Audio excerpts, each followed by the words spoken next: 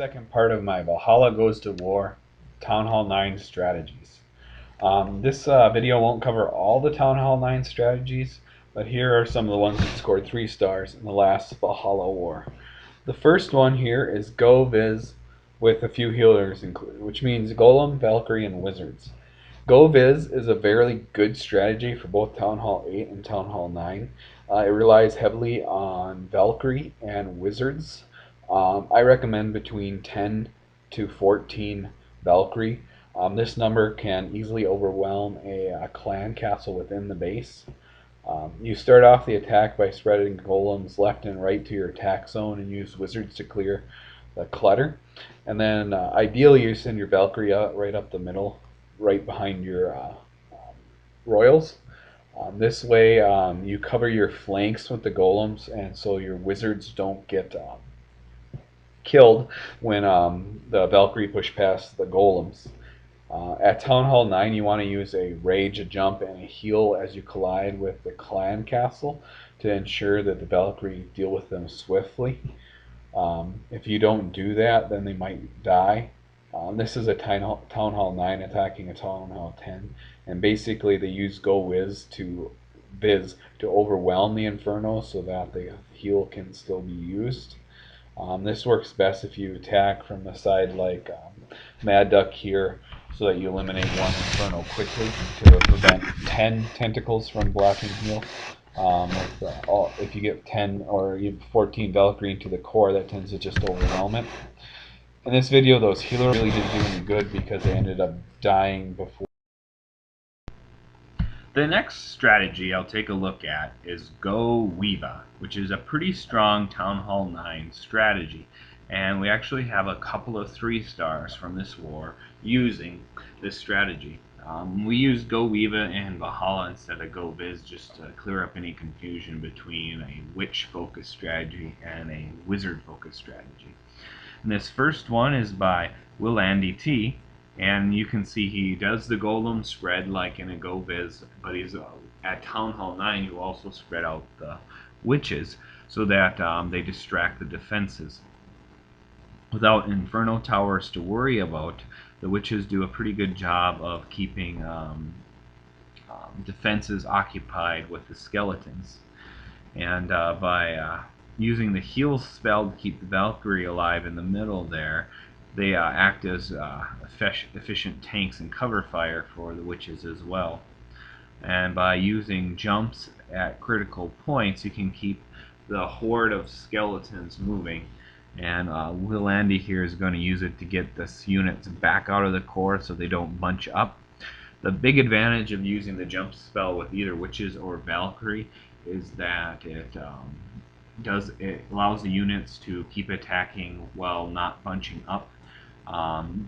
The problem with using wall breakers to get a Valkyrie through a hole is that they'll still go through a narrow hole and be bunched up, and both witches and Valkyrie are at a disadvantage.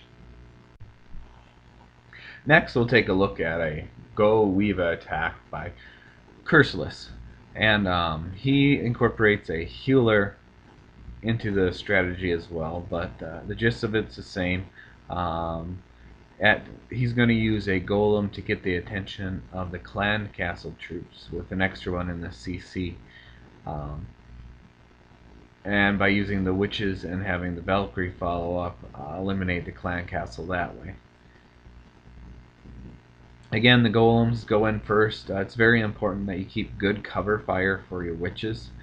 They're very vulnerable, and at 12 housing space, they're really ineffective if they end up taking fire early.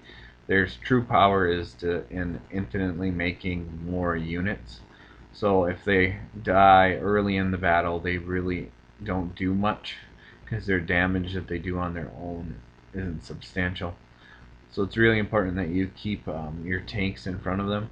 And again, Curseless uses jump spells to keep the units moving and spread out so that the skeletons keep taking the brunt of the damage.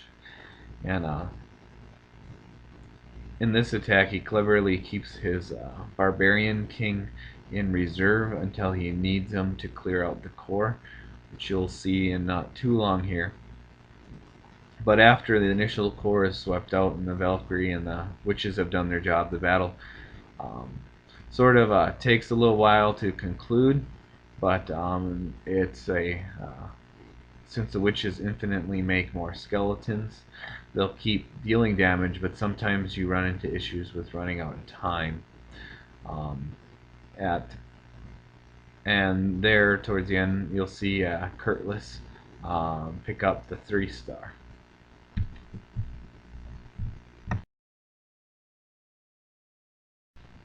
The next strategy we'll take a look at utilizes giants in a war attack instead of golems.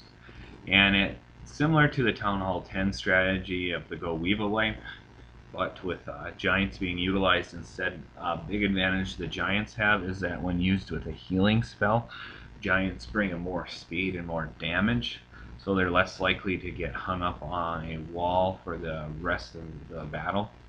Unfortunately, as you see right there, giants can also be catapulted off the battlefield by spring traps. Um, be wary of compartments like the one Hafid just cleared out there. When they have a self-contained compartment like that, your tanks have a tendency to walk back out while your range units move forward. To start a Weve bait attack, spread out your giants in front and clear with wizards like you do in a normal attack, and then try to follow up with your Valkyrie behind. Unfortunately for Hissenberg here, the Valkyrie went off on their own there, and they're clearing the outside buildings. Fortunately, at Town Hall 9, Valkyrie are tanky enough that you can, if they get off course and you're using giants, you still have enough tanks and damage units available because of the wizards and the giants to salvage it, so to speak. And you can see here, even though the units went off course there, Hafid still do, or Hissenberg still doing good damage. And you can see in this scenario that even though he used giants instead of golems, he still got the result of the 3-star. And so when you're kind of deciding which units to use, just remember that giants aren't always inferior to golems. The main reason they are favored in war is due to their invulnerability to spring traps. And the attack I'm going to conclude this video with is something I don't even know what to call it, so I'm just going to call it When Hafid Attacks. Hafid, one of our Valhalla members, and one of our others, I'm not sure how to pronounce his screen name, have a tendency to attack with some bizarre troop combinations and get some pretty unique 3-stars. Hafid is going in with giants and P.E.K.K.A. and wizards, using the giants to tank and the wizards and P.E.K.K.A. to deal damage.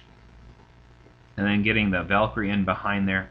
And if you notice, an important thing to note here is that the Valkyrie are attacking from the Archer Queen side to eliminate her. That way when the Hog Riders follow in behind, they don't have the Queen sniping them. And Hafid included a few witches in this combination to just distract defenses and keep things going. Fortunately, that healer switches over to the Hog Riders, keeping them alive. If you get really comfortable with the different strengths units have, you can really customize a war army to suit the base that you're attacking versus finding a base that suits your war strategy. And this is what I consider a high indicator of a high skilled player, because whenever you make a war base, you have to make certain concessions, and whenever you're making it, you focus on whatever strategy you're expecting to see. Lava Lunia, go we or go white. And so we'll speed it up there, and Hafid often graces our war battles with unique attacks. And there you go, the 3-star.